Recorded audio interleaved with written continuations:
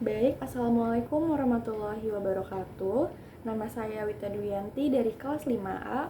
Pada video ini, saya akan menjawab pertanyaan-pertanyaan ujian tengah semester mata kuliah pendidikan inklusi. Berikut pertanyaan dan jawabannya. Nomor 1, menurut pendapat Anda, pendidikan inklusi itu solusi atau masalah? Jelaskan. Menurut pendapat saya, pendidikan inklusi adalah solusi untuk memberikan kesempatan yang sama kepada semua anak, termasuk anak yang berkebutuhan khusus, untuk mendapatkan pendidikan yang berkualitas dan sesuai dengan potensi mereka. Pendidikan inklusi juga dapat meningkatkan toleransi, kerjasama, dan rasa saling menghargai di antara anak-anak yang berbeda latar belakangnya, kebutuhan, dan kemampuannya. Pertanyaan nomor 2, jelaskan dua pengertian pendidikan inklusi menurut para ahli, lalu simpulkan pengertian pendidikan inklusi menurut pendapat sendiri. Menurut Garinda tahun 2015, pendidikan inklusi adalah sistem layanan pendidikan yang terbuka dengan mengakomodasi semua peserta didik yang membutuhkan pendidikan khusus, pendidikan layanan khusus, dan peserta didik lainnya tanpa diskriminatif dengan cara belajar bersama. Kemudian, menurut Ilahi tahun 2015, pendidikan inklusi adalah sistem layanan pendidikan mempersyaratkan agar semua anak berkelainan dilayani di sekolah-sekolah terdekat, di kelas reguler bersama-sama teman seusianya. Melalui pendidikan inklusi ini, anak berkelainan khusus bersama-sama dengan anak lainnya yang normal untuk mengoptimalkan potensi yang dimiliki oleh mereka. Nah, dari kedua pengertian tersebut dapat disimpulkan bahwa pendidikan inklusi adalah sistem penyelenggaraan pendidikan yang memberikan ruang bagi semua anak, terutama anak-anak yang berkebutuhan khusus, untuk belajar bersama-sama dengan teman sebaya mereka di sekolah agar mereka itu dapat mengembangkan potensi yang dimiliki oleh mereka. Kemudian, nomor 3 pertanyaannya itu adalah jelaskan konsep dasar tunanetra. Jawaban saya, konsep dasar tunanetra adalah kondisi seseorang yang mengalami gangguan atau hambatan pada indera penglihatannya, baik secara anatomis maupun fisiologis, sehingga tidak dapat melihat atau memiliki penglihatan yang sangat terbatas. Tunanetra dapat dibagi menjadi dua jenis, yaitu ada yang low vision atau kurang awas dan blind atau buta. Low vision ini adalah tunanetra yang memiliki sedikit penglihatan, atau dia itu masih bisa membedakan gelap dan terang. Sedangkan blind adalah tunanetra yang sudah tidak memiliki penglihatan sama sekali. Kemudian pertanyaan nomor 4 itu, apa perbedaan antara tuli dan tunarungu? Dan juga perkenalkan nama sendiri melalui bahasa isyarat, boleh Sibi atau Bisindo. Jawaban saya yaitu perbedaan antara tuli dan tunarungu adalah jika melihat dari maknanya, tunarungu adalah istilah medis untuk gangguan pendengaran dan dianggap lebih sopan, halus, dan formal menurut Kamus Besar Bahasa Indonesia atau KBBI. Oleh karena itu, banyak masyarakat yang menggunakan tunarungu, makna tunarungu ini mereka anggap itu lebih sopan.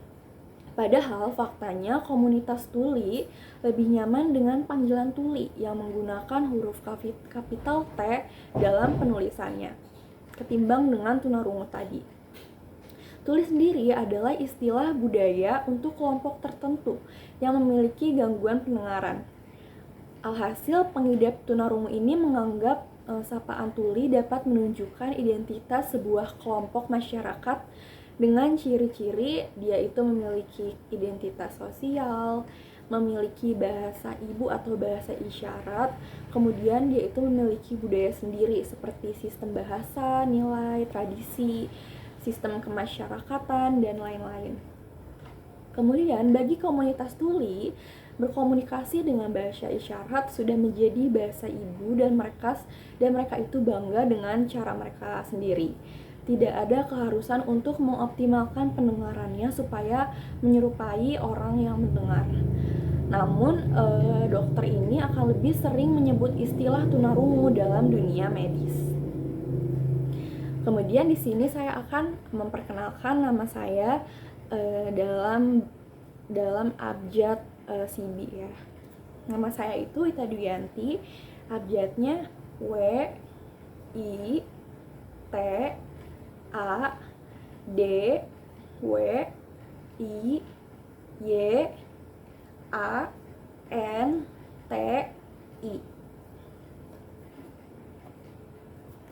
Pertanyaan nomor 5, bagaimana cara Anda sebagai calon pendidik dalam membantu anak tunagrahita yang belajar di sekolah inklusi? Cara saya sebagai calon pendidik dalam membantu anak tunagrahita yang belajar di sekolah inklusi adalah mengenal karakteristik, kebutuhan, dan potensi anak tunagrahita secara individu dan memberikan perlakuan yang sesuai.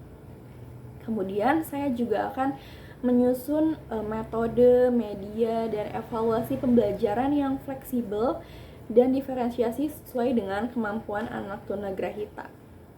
Saya juga akan melibatkan orang tua dan tenaga profesional lainnya dalam proses pembelajaran dan memberikan dukungan psikologis kepada anak tunagrahita. Dan juga saya akan menciptakan lingkungan belajar yang kondusif, aman, nyaman, dan ramah bagi anak tunagrahita. Saya akan mendorong interaksi sosial positif antara anak tunagrahita dengan teman sebayanya atau dengan guru lainnya. Pertanyaan nomor 6, bagaimana cara Anda dalam membantu mahasiswa tunadaksa apabila ada di kampus Anda? Pertama, saya akan menyapa dan memperkenalkan diri dengan sopan dan ramah. Saya akan menunjukkan rasa hormat dan empati kepada mereka. Saya tidak akan meremehkan atau mengolok-olok kondisi mereka. Lalu, saya akan menawarkan bantuan jika diperlukan, seperti membantu mengangkat tas, membuka pintu, atau mendorong kursi roda yang dimiliki oleh mereka. Kemudian, saya akan menanyakan terlebih dahulu apakah mereka itu mau menerima bantuan saya atau tidak. Saya tidak akan memaksakan bantuan jika mereka menolak. Lalu saya akan mengajak mereka berbincang dan berdiskusi tentang hal-hal yang menarik seperti pelajaran, hobi, atau cita-cita mereka. Saya akan mendengarkan pendapat dan cerita mereka dengan baik. Lalu saya akan menghindari topik yang sensitif atau menyakitkan bagi mereka, seperti penyebab atau dampak dari disabilitas mereka yang mereka punya gitu ya. Lalu saya akan mengikutsertakan mereka dalam kegiatan akademik maupun non-akademik di kampus, seperti belajar berkelompok, diskusi kelas, atau organisasi kemahasiswaan. Saya juga akan memberi kesempatan kepada mereka untuk berkontribusi dan menunjukkan kemampuan mereka, dan juga saya akan menghargai usaha dan prestasi mereka.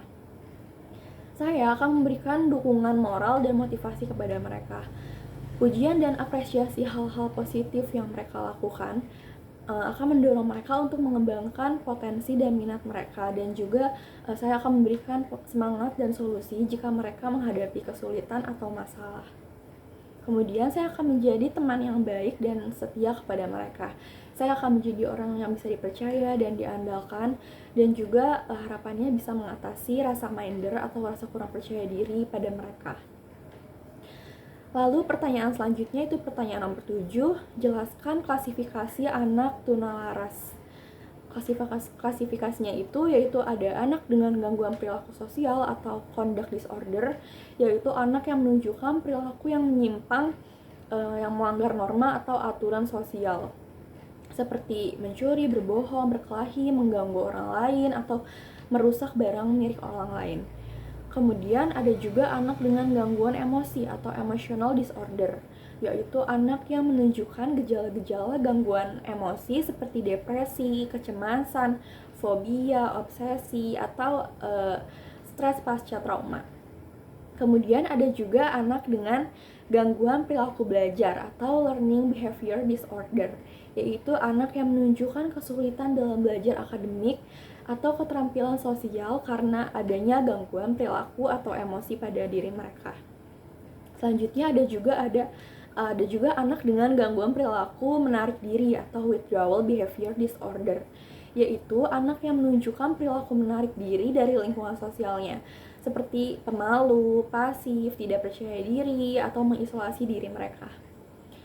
Lalu pertanyaan selanjutnya, nomor 8, jika Anda sebagai pemegang kebijakan, sarana dan prasarana apa saja yang ingin Anda buat untuk membantu kampus Anda menjadi lebih inklusi untuk mahasiswa disabilitas?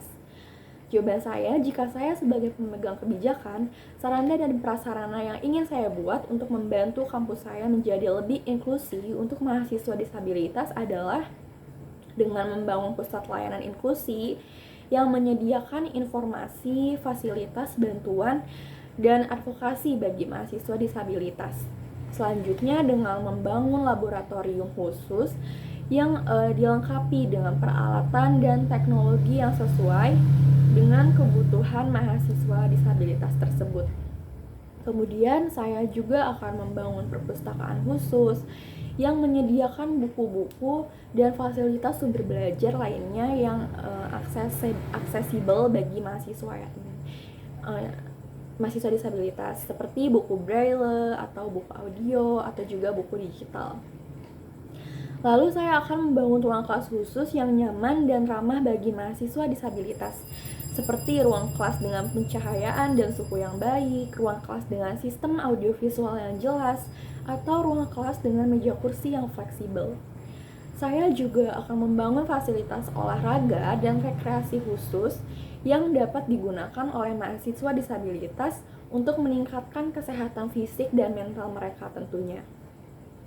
Baik, itu saja jawaban dari saya. Kurang lebihnya mohon maaf. Terima kasih. Wassalamualaikum warahmatullahi wabarakatuh.